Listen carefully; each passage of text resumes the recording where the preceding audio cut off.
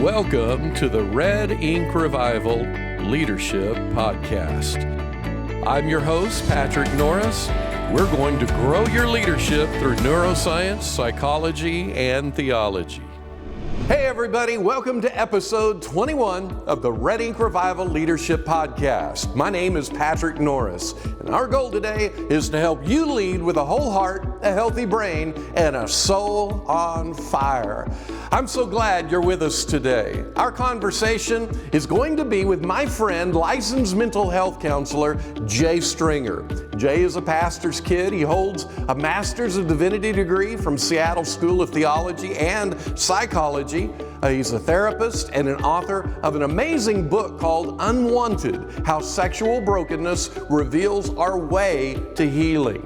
Today's episode is entitled Exploring Ardent Desires, the Motivational Influences that Drive Our Leadership and Life. Why do leaders aspire to be leaders? Where do visionary ambitions originate in us? Where do some of our most ardent desires come from in relationship to sex, finances, bucket list dreams, and a whole lot more? And we talk about leadership futility, how mapping our past stories will show breadcrumbs that predict our future feelings of powerlessness. By being curious about our historical root systems, we'll understand so much more about what drives us as a driven leader. But first, I'm so glad to have you with us wherever you're getting our podcast or in the video version of YouTube. We drop content every week, shooting for each Thursday of the month. If this podcast is adding value to your leadership and life, I'd like to ask you to subscribe to the podcast, like it, comment in the reviews, and help us get the word out by sharing on your social media platforms. If you subscribe and comment at iTunes, it'll make our show pop up in recommended shows, and that'd be a great thing. Please help us with that. Also, I'd like to introduce you to the Red Ink Empowering Journey, an escalating series of online events that help you learn what drives you. It happens 4 weeks in a row each month with a short 30-minute Facebook Live, then a free 1-hour webinar, a 2-hour personal discovery experience, and finally a 5-hour masterclass experience. This series of 4 sequential events is psychoeducating as well as experiential. We guide you through a fresh lens of neuroscience, psychology, and theology, giving you brand new perspectives about what drives you. We're going to be journeying through monthly topics like driven finances, driven emotions, driven behaviors, including addictions and compulsive issues, and so much more.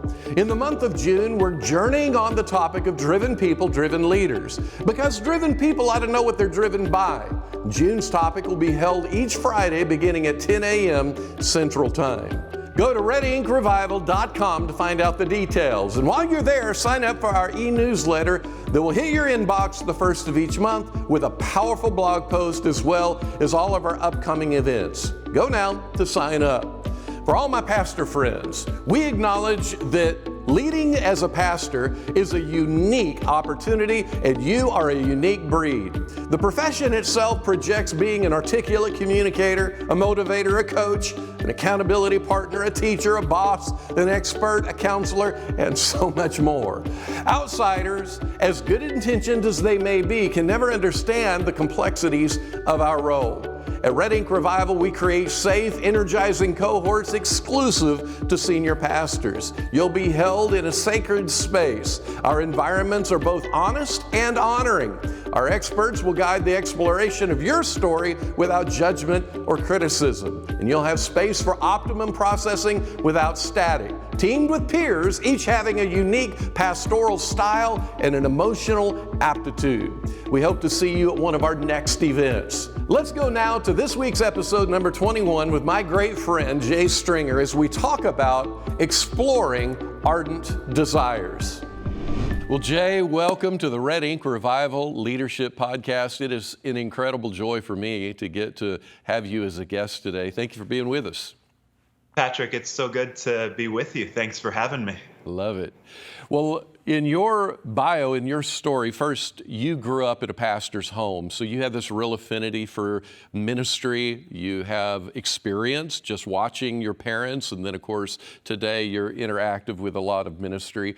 You have an MDiv, which puts you in a whole another sphere and category of understanding some things, and a master. And boredom.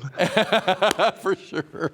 And a master of counseling psychology. You are a sexual addiction professional, and I love this statement that you make, or that's made about you, that you guide men and women through the shameful portions of their stories. How cool is that? And you're the author of one of my very favorite books, and I've read a lot around human sexuality and particularly compulsive behavior and addictions. But your book called Unwanted, How Sexual Brokenness Reveals Our Way to Healing has been clearly one of my faves. So I absolutely love it. Let's go into your backstory just a little bit. Tell us what it was like growing up in a ministry family. Yeah, so my dad was originally a chaplain in the Navy, and then he took a job in the Northern Virginia area as a senior pastor for a Presbyterian church. And I'm trying to think at what point I realized the reality that most people do not tell the truth on Sunday. They tell the truth in their crises. So, there would be, a smaller Presbyterian church, and people would often try to get a hold of my dad at the church. And then if they couldn't reach him there, they would leave an answer, basically a voicemail on our home answering machine. And that was basically my intro into what it was like to be a ministry family. And so two clear memories come to mind. The first was, whenever people would try to get a hold of my dad, they would reach out to his office first. And if they couldn't reach him there, they would call our home phone. So we had an answering machine not too far from our kitchen table where we would eat dinner. And I can remember one evening listening to I was going to call it a voicemail, but it was the home answering machine recording of an elder's wife who just discovered that an elder in our church, her husband, had an affair, and that was just devastating. And then I also remember probably somewhere around probably sixth grade, we had one of our youth leaders talk about how she was raped basically not too far from our church. And we were all horrified. I mean, I remember that affecting just the way that I would walk around the neighborhood, just fearing kind of what type of sexual assault might be out there. Oh, and then we learned some point in high school, I think my junior or senior year, that she had actually told a lie to our entire youth group to cover up an affair that she was having, and had basically gotten pregnant through the affair and had blamed it on a sexual assault. And so those two memories were really crucial to just kind of my understanding of what it was like to be a minister, what it was like to actually journey with people.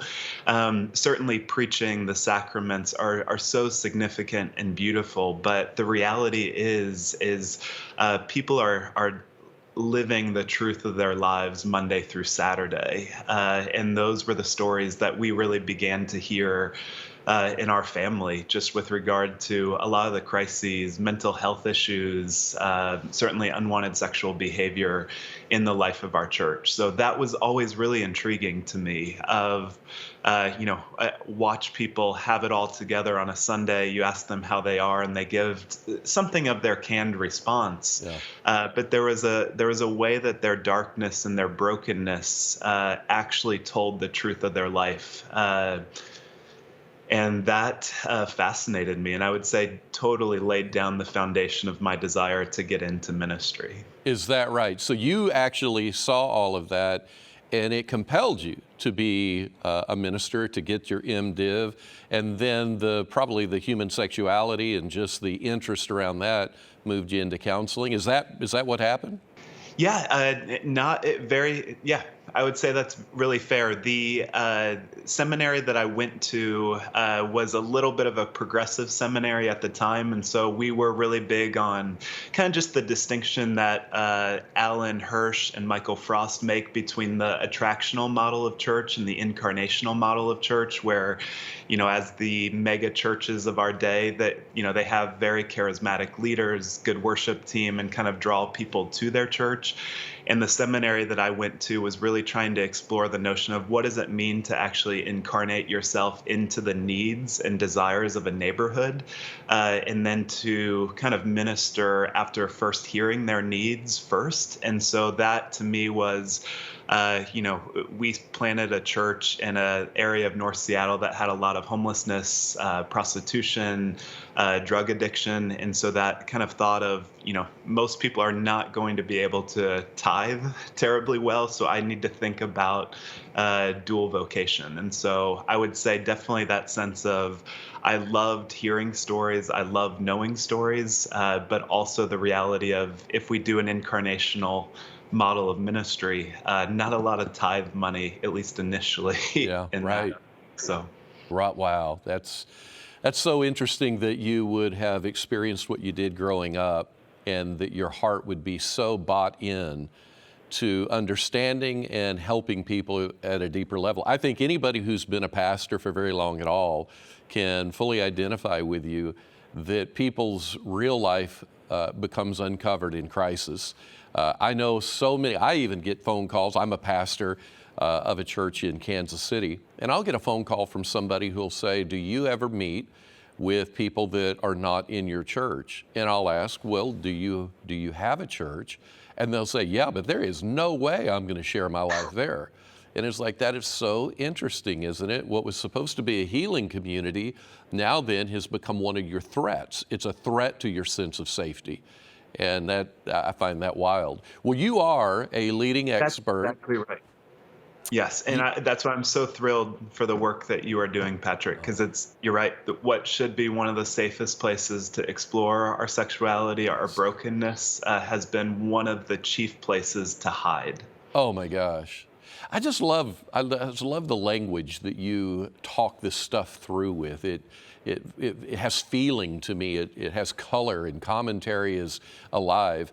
You are a leading expert. You clearly are a leading expert in the world of sexual addiction recovery.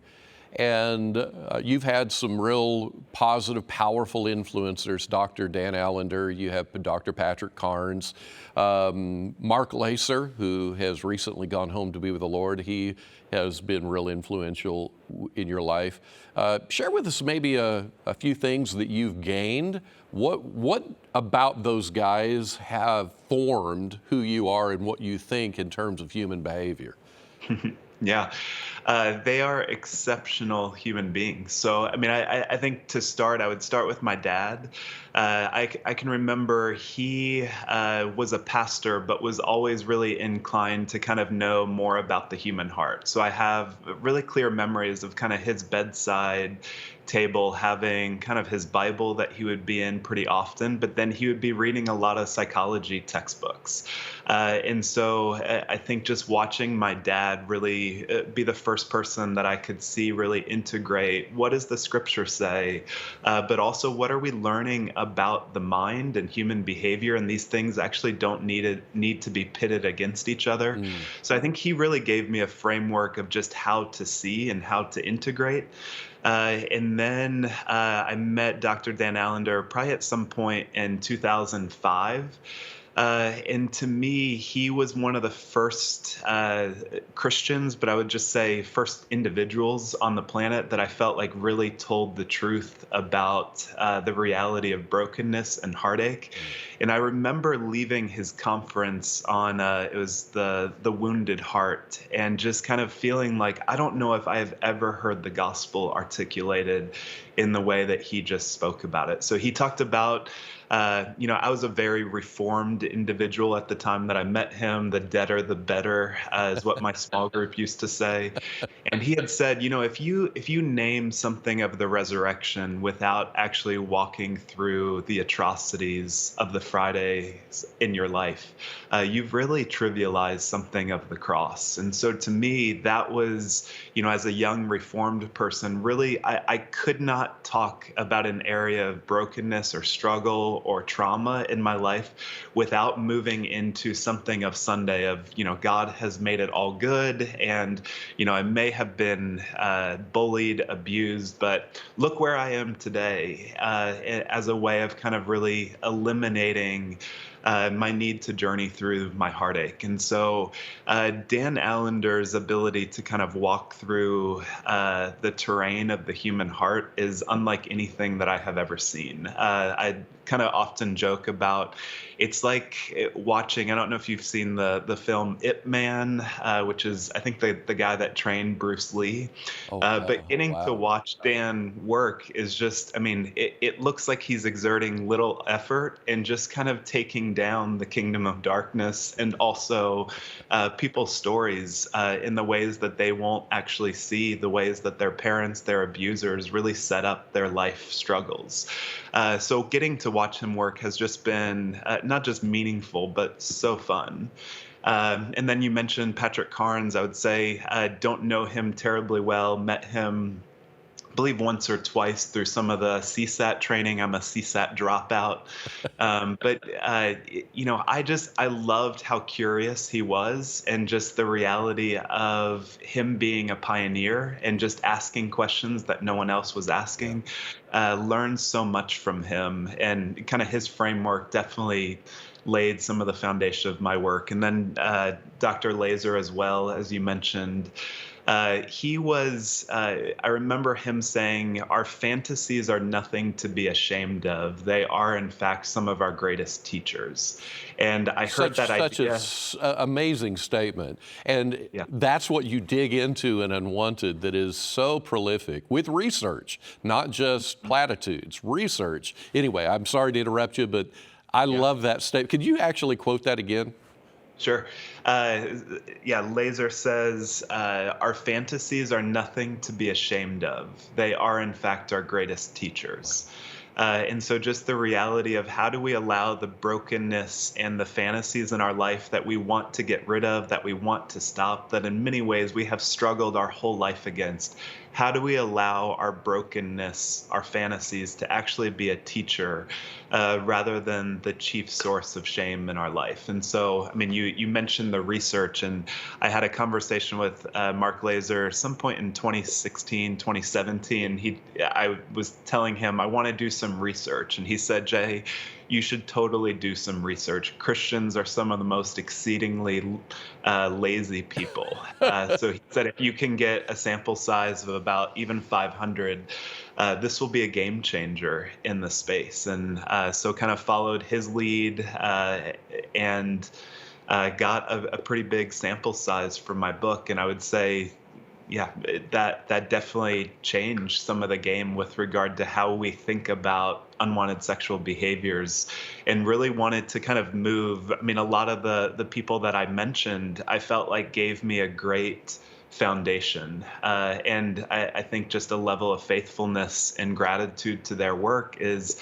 let's just kind of keep pushing this stuff forward. There's no way that I would be able to do what I'm doing now and asking these questions if my dad, if Allender, if Laser would not have broken through just so many of the evangelical blockades that are put in place to keep us from asking these questions. So I am so grateful for those men who have walked before me. Yeah, absolutely. Well, at Red Ink Revival, our mantra is driven leaders ought to know what they're driven by, which is paralleling what you're talking about with human sexuality, that our fantasies and even the things that are compelling us towards certain things that we desire, our deepest longings, our arousal towards a particular end, those things actually are from our stories. It comes from somewhere inside of us. When I was in the certification process with the International Institute of Trauma and Addiction Professionals, the CSATs,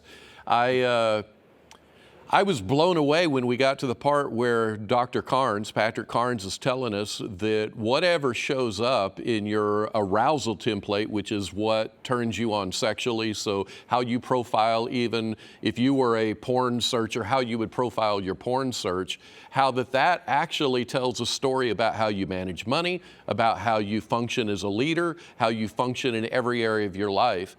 And I mean, explosions were going off in my mind. And of course, as a Jesus guy, a Bible guy, I was scanning in my heart the Rolodex of text around what's in the heart coming out and how those things actually can defile a person. Jesus said it's not what goes in, it's what comes out of the abundance of the heart. The mouth will even talk. And there's so much that the Bible lifts up to us around the heart. So let's go back into Unwanted, your book, your research.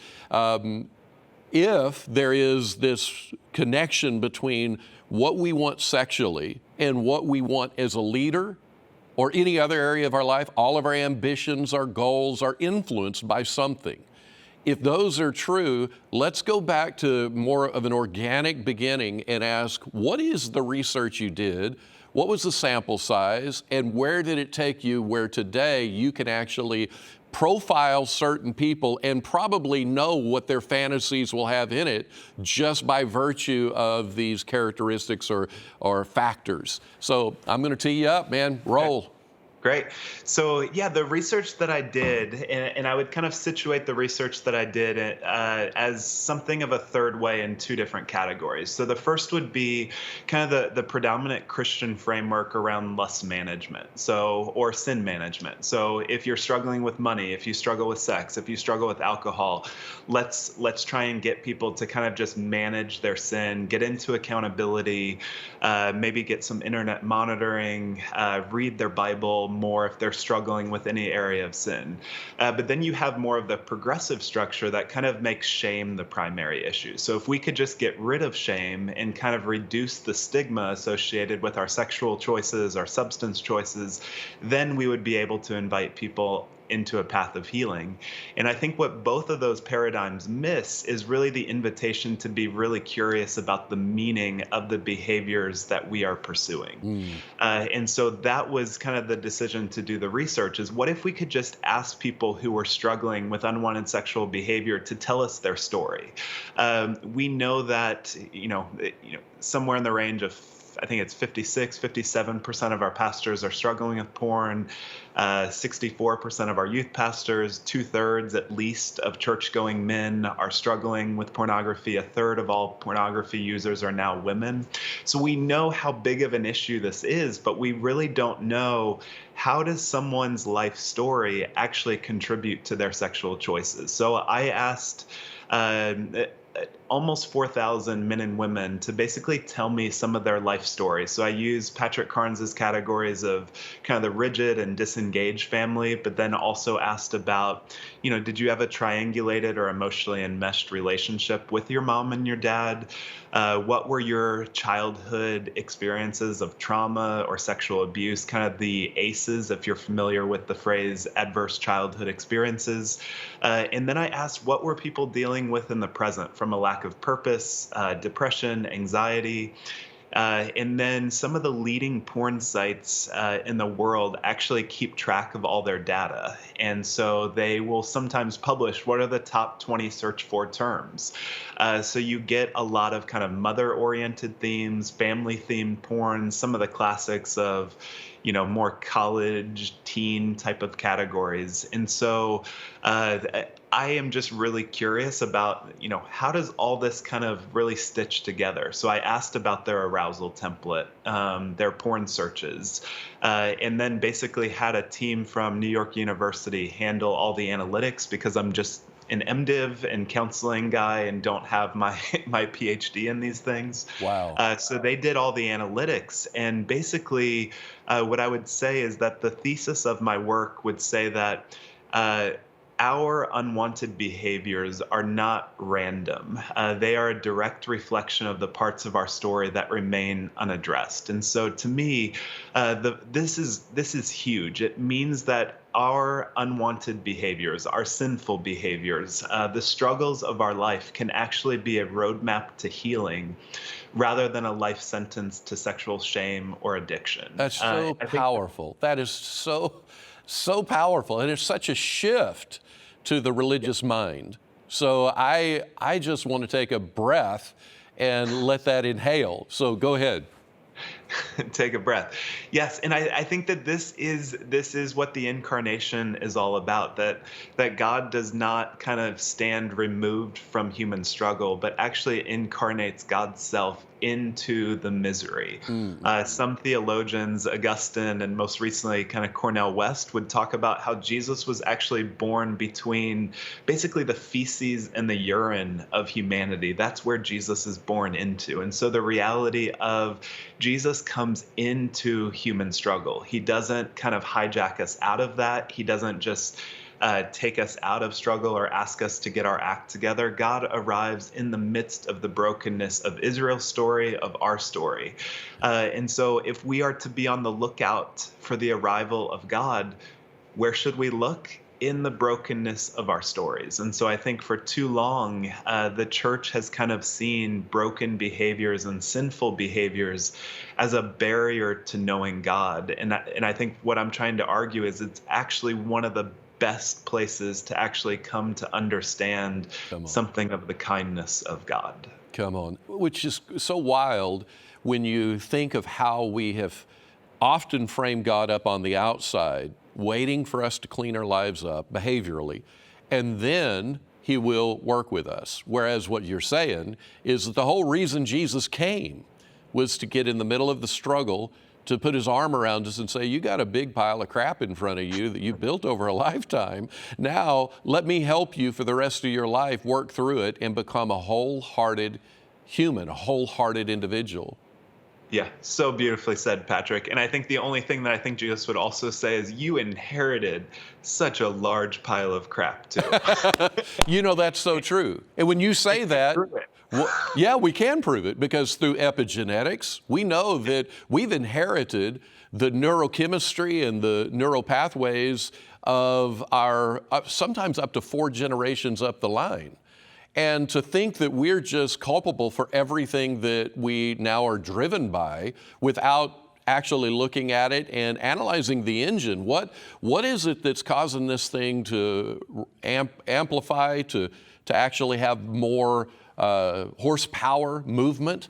And that's what I so love that what we're talking about. So let's dig a little further into your research, and let's talk about what are some things you came away with when you saw that you have rigid, disengaged families, you've got the issue of enmeshment right on down the line.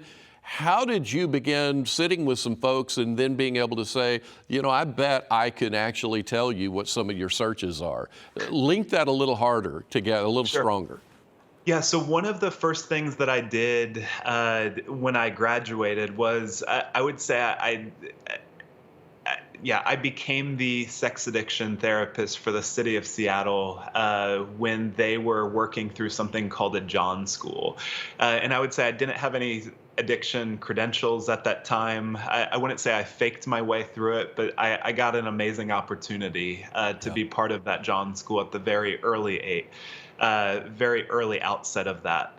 And so I would occasionally kind of get some clients that would hear me speak at that John School and really want to kind of do a deep dive into their stories. And one of the first men I ever worked with had been arrested, came in to see me, and he said, Jay, you know, I definitely love buying sex, but if I'm honest, it's not the act of sex that's the most arousing to me. It's being able to cruise around the streets of Seattle in order to try and lock eyes with someone on the streets. And I said, you know, that's really curious. Like you actually cruise around, and the most erotic moment for you is kind of locking eyes with someone.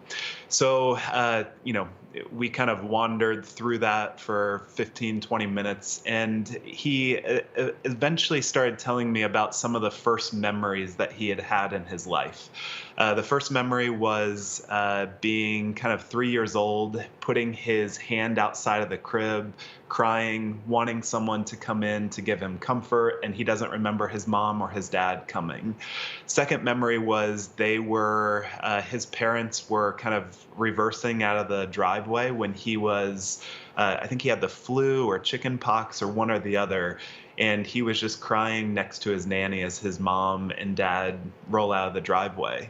And then he told me this memory of being in 7th grade, and his parents gave him this amazing new Schwinn bike. And he said, "Jay, I loved that bike." And I said, "What'd you love about it?" And he said, "I used to cruise around my neighborhood just trying to lock eyes with girls in my class and my friends' moms." And I said, you would cruise as a 7th grader. You would cruise around trying to lock eyes with someone.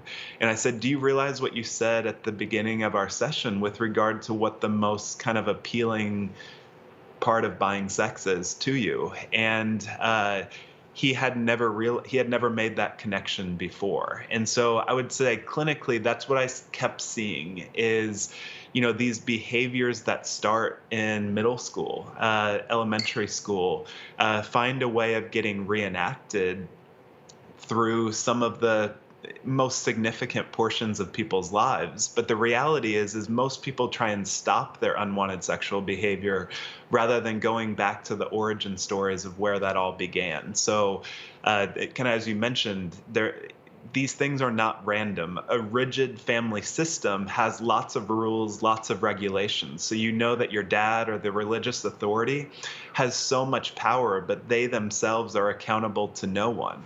Well, what's it like to grow up in that environment?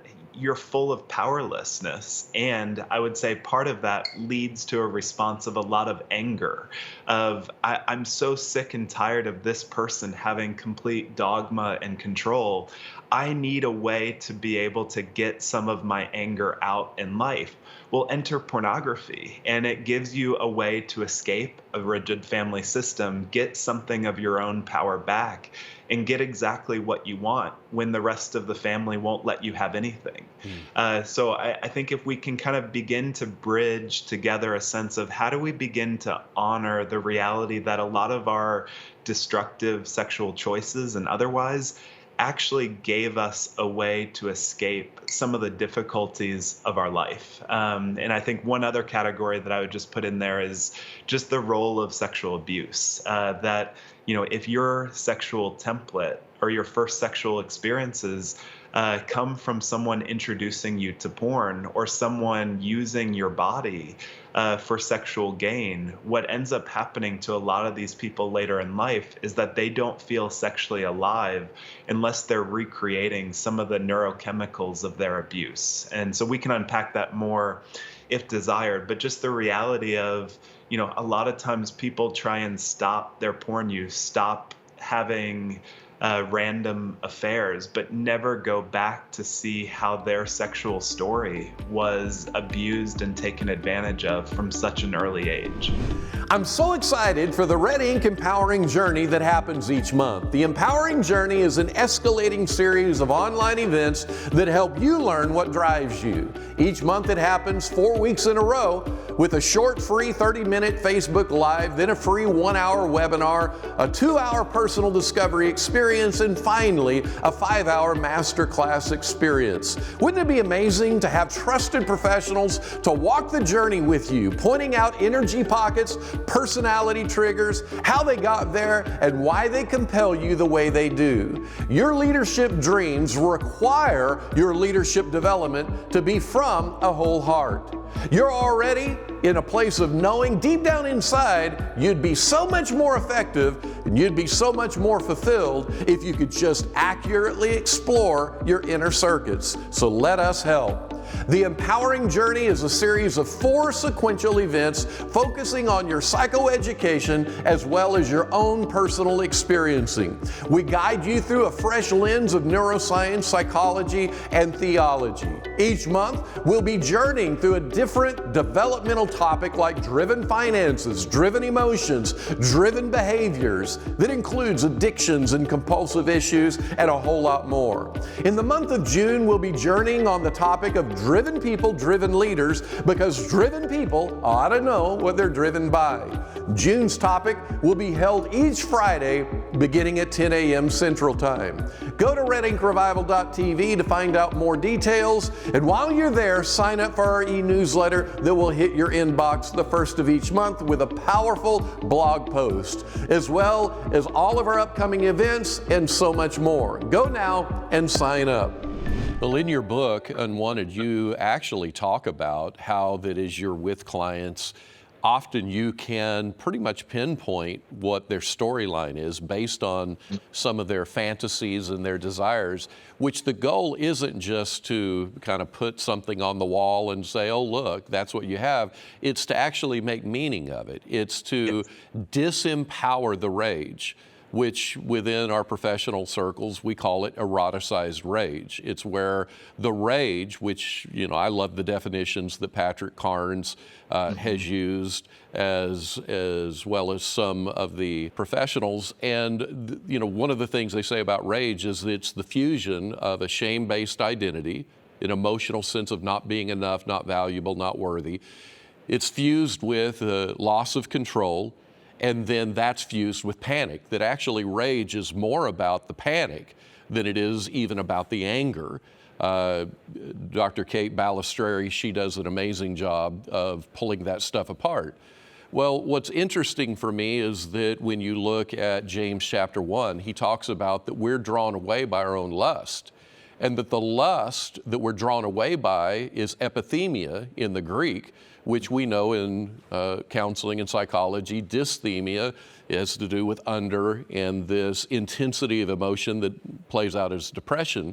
But epithemia would be the idea, and some of the old ancient philosophers would use themia from the word thomos, which is rage. And so you put all that together, our unmanageable temptation is built in a model of rage. And so what you're talking about is looking at the fantasies for curiosity, to move in to see what is it that's there. I love your work. I love how you've done it, partly because I resonate with you in your overall curiosity of humanity and psychology and what's going on in the brain. As a leader, there's things inside of my own leadership profile. I wonder, why do I want leadership the way I want it? Why did I decide I wanted to be a pastor? And there's no doubt that many of us who are pastors, we had brokenness, we had pain, we had suffering, and our gifts might have been strong enough that we got a lot of love there and we felt power there. And then you're thinking, if I go to Bible college, go to seminary, I'm gonna learn more about all of this and I'll get more power that for certain I won't deal with the struggle of sin like I had early on, and all of that will begin to come to the forefront. And then the next thing you know, you're living in this place where power is what you were striving for, but it never satisfies you. It never fulfills you. The same with money. Money can have all these different expressions, that a person can be risk averse with money and they don't even know why.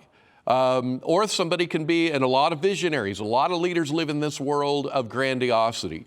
They want the mega church and they never stop to ask why. And it's not wrong to have vision. It's just, are you a slave to greater vision, or are you pursuing it out of the freedom that you can and that you're not bound to anything? Let's go there for just a little bit. And I don't know if you've ever explored any of these ideas in the leadership profile, the money profile, all of that stuff. I just want to have a conversation to see what your work has done. We could be totally wrong, but I'd love to pull it apart. What are your thoughts on some of this around leadership and how it would work with an arousal template?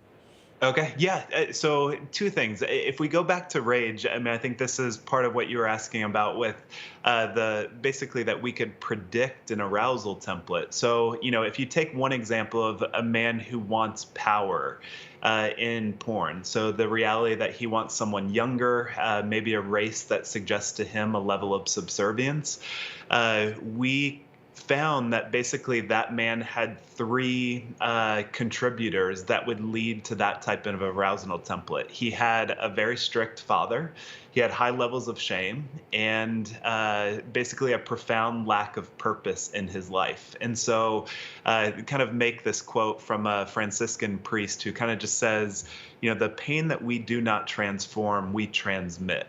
Always someone else has to suffer because I don't know how to. Oh my goodness. And so what happens to a lot of leaders is that, you can't necessarily, unless you're in a very narcissistic role, completely dominate other people in your role, because you would called out, you would lose your job. And so what ends up happening is that then you can kind of find something of your power, something of that release of anger in the world of pornography. And so I think we have to kind of go back to, where did you see power really used against you? Where did someone power over you? And how does porn, how does money actually give you the ability to find power again in the midst of feeling like you're very powerless in your life? So, and we found that with a lot of different arousal templates that kind of explore in the book. And I have a self-assessment as well, that if you're interested in what's your backstory or why do you do the things that you do, go to my website and find that assessment. I think you'll find it interesting. And your website is what? It's jay-stringer.com. Yeah. That's amazing. I've actually looked at it. I've looked at a lot of your work from reading your book and listening to you on podcasts.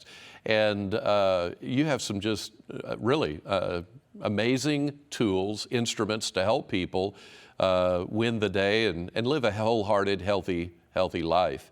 So let's go back to the leadership stuff. Yeah. What are you thinking about that? Totally. So, yes, I mean, I think this is the adage of the seminary that I went to, was that a leader cannot take anyone further than they have been themselves. And so the reality of, if I am a leader and I don't know my stories of sexual shame and humiliation, or just humiliation that comes to all of us in middle school, I'm not going to do terribly well in inviting people to engage their own trauma stories. If I am really ashamed of my sexual life or the way that I interact with money, I'm going to project something of that shame in how I preach or how I fail to preach on a particular subject.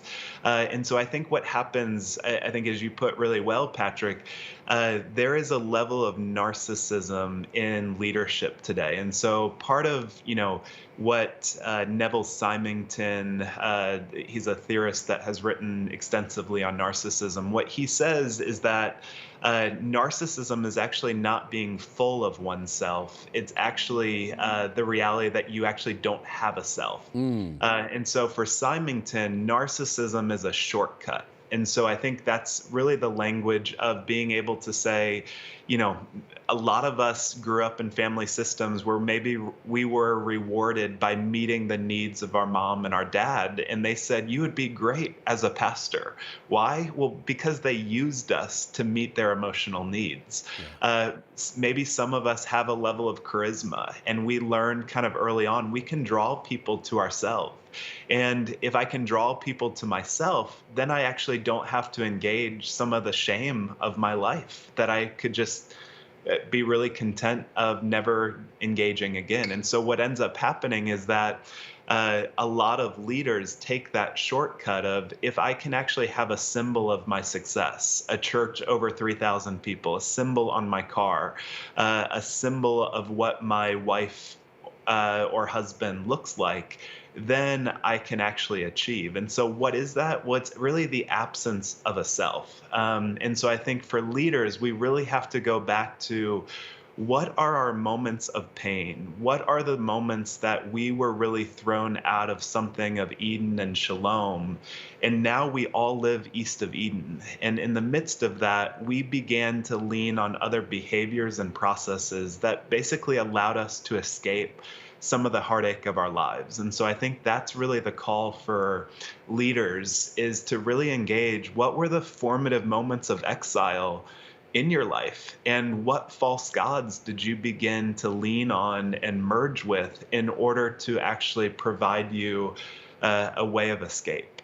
Yeah, that was a good answer. There's so many layers to what you're talking about, and the absence of self. I love the work around being kind to yourself, loving yourself. The great commandment: love God with all your heart, soul, mind, and strength. Love your neighbor as yourself. I love the idea of being self-compassionate, compassionate to yourself, having empathy to yourself. And yet, when you first offer that up, people think, oh, you're talking about narcissism. No, narcissism is somebody who doesn't love themselves. Because if they were kind to themselves, were compassionate, did have empathy for themselves, they would find themselves much more relaxed about the things that are driving the narcissism. Exactly. And so I'm so interested in again, how these things work. And you've done a great job on the rigid, the disengaged, sometimes powered over by a dad. Then you have an enmeshed, and you tell the story in your book about an enmeshed relationship with your own mom, that she was, as a pastor's wife, of course, you would understand she's needing some emotional support, and you happen to have gifts that made her feel good. And so the next thing you know, you have developed an enmeshment, which in your neurobiology and your physiology, it's creating for you problems down the road. Do you mind just addressing that just for a second? Oh, for sure.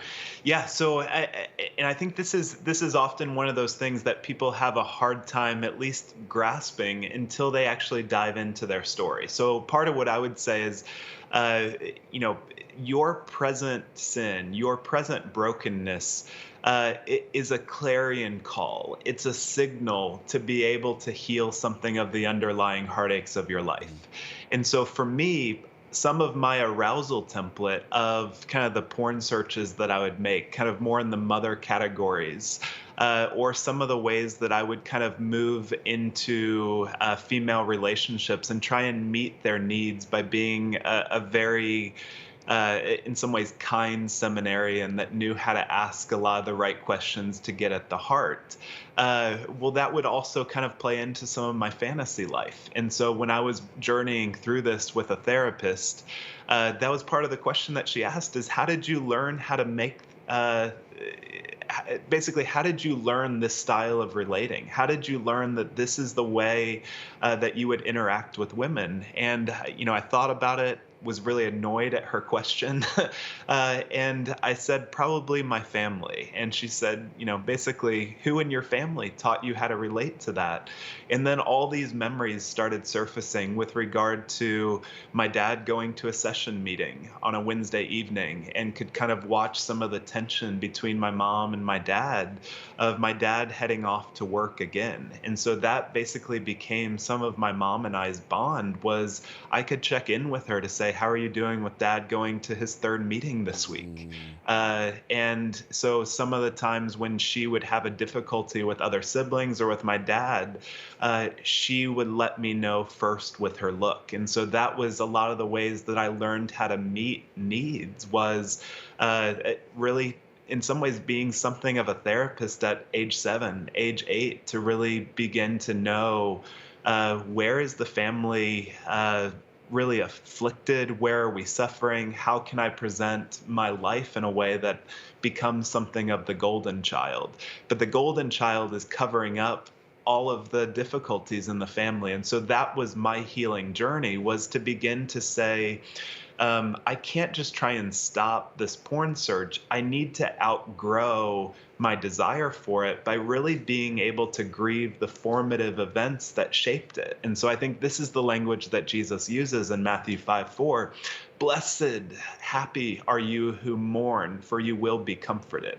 So if I didn't mourn that kind of toxic relationship that was set up with my mom, I'm always going to outsource my comfort to another source and actually play out that original framework that I learned with my mom. And so I don't often say to my clients, basically, your arousal template needs to be a form of antabuse, which is, a drug that some people use to when they're struggling with alcoholism, because I think arousal is so much more complicated than what we've talked about so far today.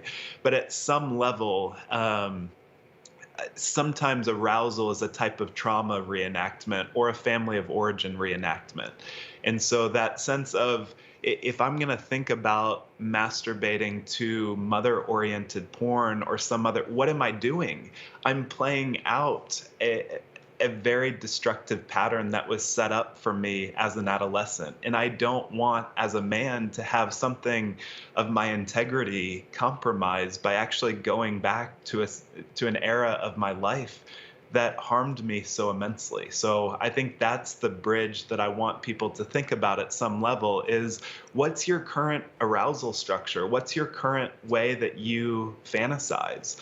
And how is that actually inviting you back to heal some of those formative relationships and moments that shaped your life? Oh, man. Wow. Well, one more question that I want to take advantage of while I got you is, in the book, you talk about futility. And for whatever reason, when I'm reading that, it landed. Just the word landed. And I was thinking how 70% of pastors report of living in depression or have self-esteem issues, much lower than when they first started in the ministry. And I think about as a visionary, and you're wanting to move growth forward. You want to have certain metrics, a scoreboard, so on. And you go to the podcast, go to the conferences, get consultants. You play by the rules, and you don't get the kind of results that you are desiring. Over time, again, it reinforces the shame narrative, the identity, emotional issues that you have struggled with your whole life. When you think about futility, what would you say to pastors in general if they're struggling with futility based on, whatever I do, it's not enough. Whatever I try, it doesn't work. Maybe I'm not gifted, but there's this rumbling, Harley Davidson motor below the surface, just blah, blah, blah, blah, and it's telling you stuff. What do you say to people who struggle with futility? Yeah, I would say to listen to it, study it, interrogate why you're feeling futile. And is that futility actually inviting you to a shift?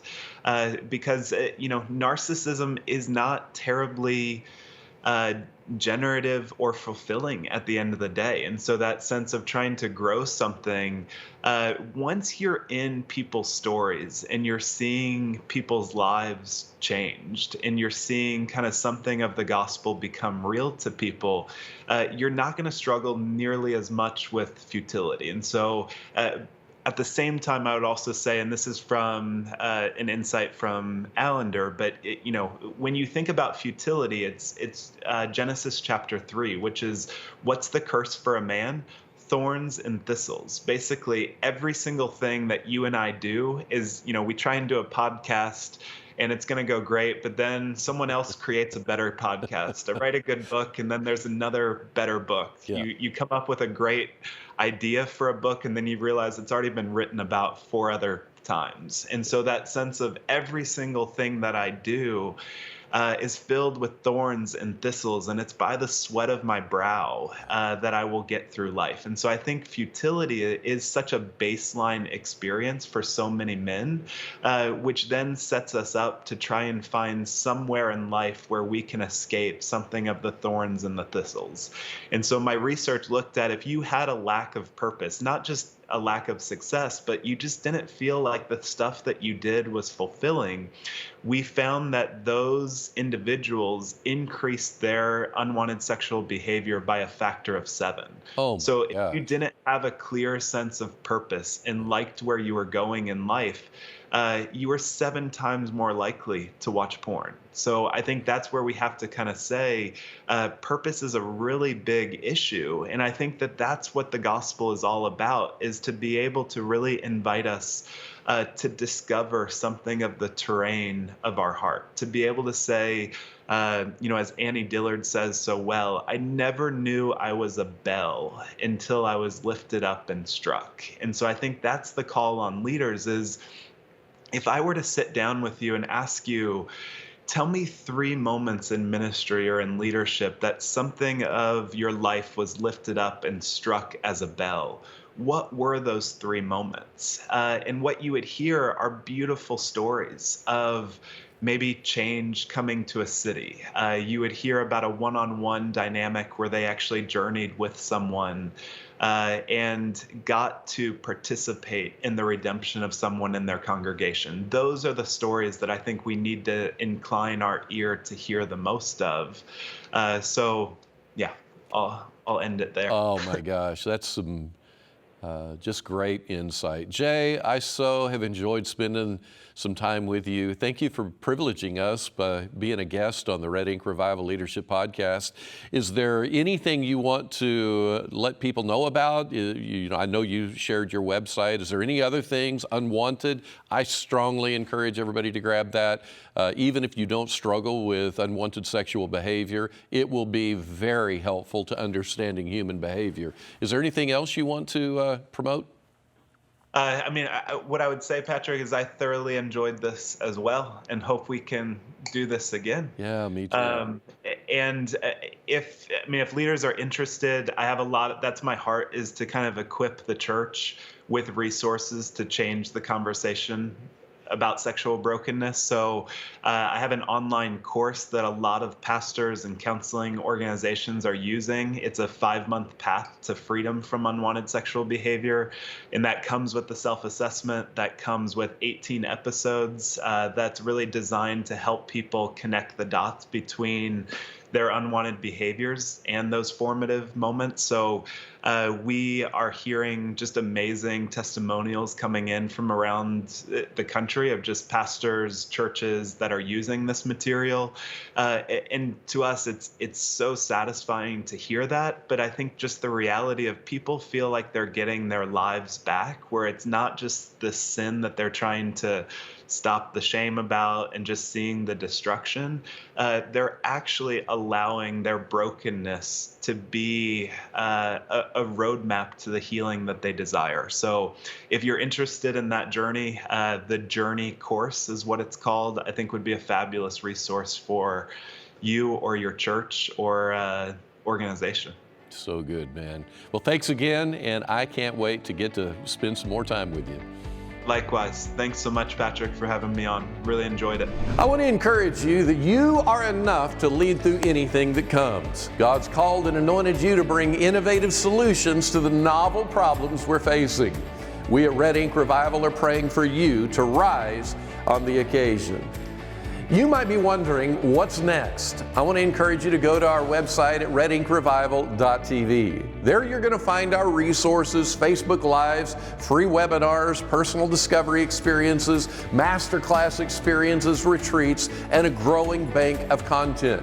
While you're there, be sure to sign up for our free e-newsletter so you can stay abreast of all the exciting things that you can be a part of. Everything we're building is to resource you to be a wholehearted leader.